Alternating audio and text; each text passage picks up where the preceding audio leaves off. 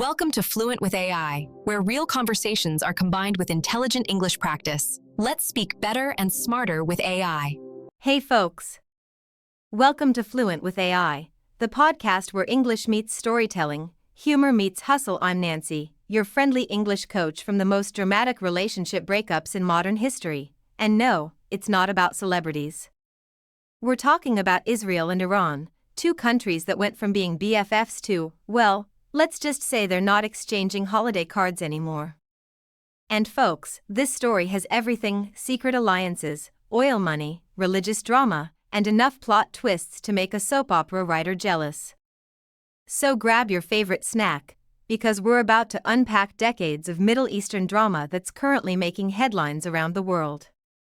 Chapter 1: The Unlikely Friendship, 1950s-1979. Alright, picture this: it's the 1950s, and Iran and Israel are like the ultimate power couple of the Middle East. I know, if you've been following recent news, that probably sounds as believable as saying cats and dogs started a successful business together.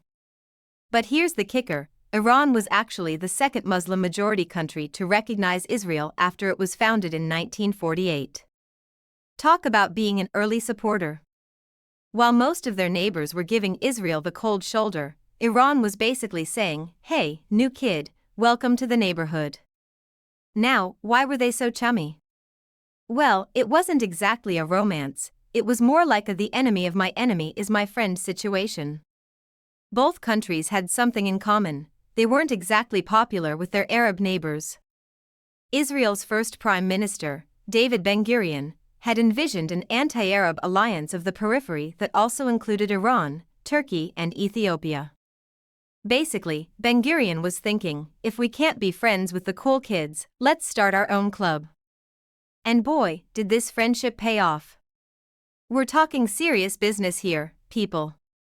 Iran was buying Israeli military equipment, Israel was helping Iran with agricultural technology, and they even had joint ventures. By 1979, Israel actually owed about $1 billion to Iran for business conducted before the Iranian Revolution, and we're talking $1,979, which is like a lot more money today. They had oil deals, infrastructure projects, and Iran was basically Israel's not-so-secret sugar daddy in the region. It was like watching two kids share their lunch money to buy the coolest toys on the playground. But here's where it gets interesting, and by interesting, I mean where everything goes completely sideways. Chapter 2: The Great Breakup, 1979 Iranian Revolution. Enter 1979, a year that changed everything. Think of it as the ultimate "it's not you, it's me" moment, except it was definitely "it's you, and also I've completely changed who I am as a person." The Shah of Iran, the guy who was buddies with Israel, gets overthrown in the Iranian Revolution. Out goes the monarchy, in comes the Islamic Republic, and suddenly Iran has a completely new personality. It's like your best friend went away for summer vacation and came back as a completely different person who now hates everything you stand for. Following the Iranian Revolution and the fall of the Pahlavi dynasty in 1979, Iran adopted a sharp anti-Israel stance. Iran cut off all official relations with Israel. Just like that, friendship over, no explanation, blocked on all social media. But wait, it gets worse. Iran has been hostile to Israel since the 1979 revolution, and their consistent rhetoric has been that they believe that Israel is an illegitimate state and should be expelled from the region. That's not just unfriending someone, that's telling everyone at school that your former bestie shouldn't even be allowed in the cafeteria. Now, you might be wondering, Charlie, what made Iran do such a complete 180? Well, buckle up, because this is where ideology meets geopolitics, and it's messier than trying to assemble IKEA furniture without the instructions. The new Islamic government in Iran decided that supporting Palestinian rights was more important than maintaining their old friendship with Israel. It's like choosing sides in a friend group breakup, except the stakes are nuclear weapons and regional dominance instead of who gets to keep the good Netflix password. Chapter 3: The Cold War Years, 1980s to 2000s. For the next few decades, Iran and Israel played the ultimate game of I'm not touching you while definitely touching each other. Confused? Let me explain. On the surface, they were mortal enemies.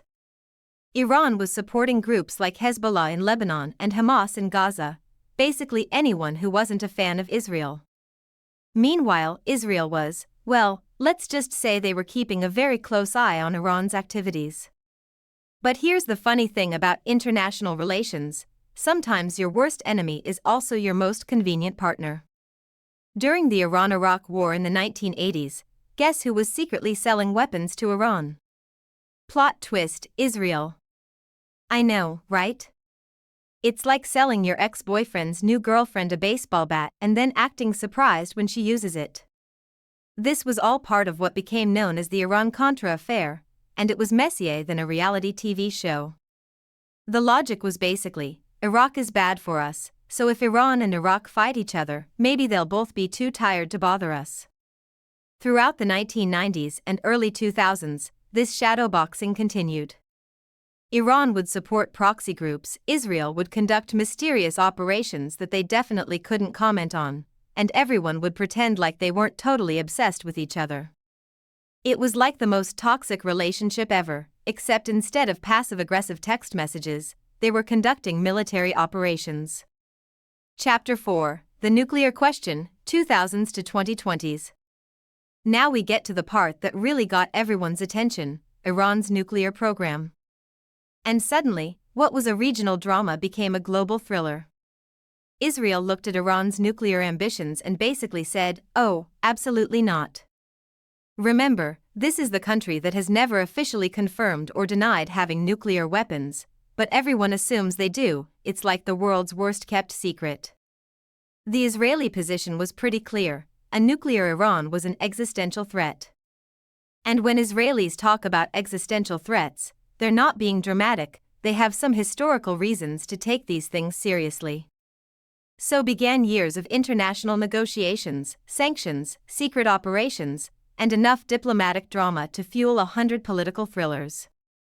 The 2015 Iran nuclear deal was supposed to solve everything, but then 2018 happened, and the US pulled out of the deal under President Trump. It was like finally getting everyone to agree on where to go for dinner, and then someone decides they actually want pizza instead. Meanwhile, Iran kept supporting proxy groups throughout the region, in Lebanon, Syria, Yemen, and Gaza. Chapter 7: What this means for the world. Now, you might be thinking, Charlie, this is all very dramatic, but I live thousands of miles away. Why should I care about two Middle Eastern countries having a feud? Great question. Here's the thing about our interconnected world: when two major regional powers start shooting at each other, everyone feels it. We're talking about potential impacts on oil prices, global shipping routes, international markets, and regional stability. Plus, both Iran and Israel have relationships with major world powers. Israel has strong ties with the United States and many European countries. Iran has connections with Russia and China. When proxy conflicts become direct confrontations, there's always the risk that bigger players might get involved. It's also worth remembering that this conflict affects millions of ordinary people who just want to live their lives in peace. Israeli attacks in Lebanon between October 2023 and November 2024 killed around 4,000 civilians and fighters, and Iranian civilians are currently being warned to evacuate parts of their capital city. Behind all the geopolitical chess games and military strategies, there are real people dealing with real consequences. Conclusion: the story continues. So there you have it, global explorers, the wild, dramatic, and ongoing story of Iran and Israel. From unlikely allies to bitter enemies, from shadow warfare to direct confrontation, it's a saga that has all the elements of a blockbuster movie, except it's real life and the ending hasn't been written yet. What started as a pragmatic alliance in the 1950s became a decades-long Cold War, and now appears to be entering a new, more dangerous phase. The rivalry today is primarily a political and economic struggle exacerbated by religious differences, but its roots go much deeper than ideology. They're about power, influence, and survival in one of the world's most complex regions. As I'm recording this, the situation is still developing. Iranian talks in Switzerland suggest that diplomatic efforts are still ongoing, but so are the military operations. It's a reminder that in international relations, nothing is ever really settled, and yesterday's friends can become today's enemies. Will cooler heads prevail? Will this escalate further? Will other countries get involved? Honestly, nobody knows for sure, and that's what makes this story so compelling and so concerning. What we do know is that this story is far from over, and it's a perfect example of how history, politics, religion, and human nature combine to create some of the most complex and consequential dramas on our planet. That's all for today's episode of Charlie Talks Global. If you enjoyed this deep dive into one of the world's most complicated relationships, make sure to subscribe and hit that notification bell, because trust me, this story is going to keep developing, and we'll be here to help you make sense of it all. What do you think about the Iran-Israel situation? Drop your thoughts in the comments below, but remember, let's keep it respectful and fact-based. The world has enough conflict already, let's not add to it in our comment section. Until next time, this is Charlie reminding you that our world is wild, wonderful, and always worth understanding. See you next week for another global story that'll blow your mind. That's it for today's episode of Fluent with AI. Send me a message or share your story in the comments. And don't forget to subscribe, share with a friend. I'm Nancy. Keep laughing. Keep learning. Catch you next time on Fluent with AI.